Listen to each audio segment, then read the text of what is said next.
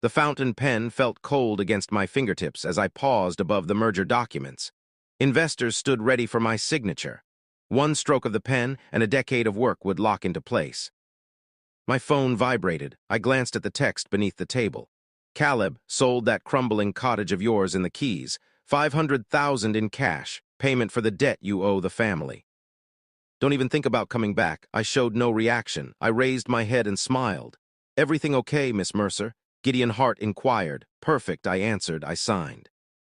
The ink spread across the page. Hands extended for congratulations. Something inside me locked tight. Orphanhood accepted by choice.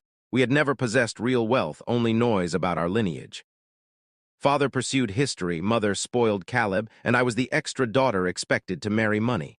I chose a scholarship over a social debut. Father cut me off. My side project turned into Sentinel Systems, and suddenly they demanded payment. 3 years earlier, I purchased a private stretch of the Florida Keys. To my relatives, it was a shack needing repairs. In reality, it was Black Glass Reach, $40 million in glass and steel, fitted with biometric locks and encryption, run by a silent crew trained to disappear. Caleb had searched for the deed for months. Now he had located a dishonest notary and believed he had sold what never belonged to him. In the hallway, I phoned my head of security. Read who purchased it. Keys tapped. Victor Sokolov, cash buyer, hazardous connections, half the money now. Half when your brother delivers the keys. Do we intercept them? Reed asked. No, I replied. Open the main entrance when they arrive. Ghost protocol. Let Caleb pretend to own it. Let him collect the cash. A pause. Sokolov never issues refunds. I know, I said as the elevator doors shut.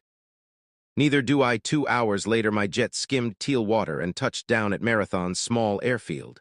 I skipped the peninsula. I headed to our remote hub, an unmarked warehouse 5 miles inland. Inside, the air carried the scent of solder and stale coffee.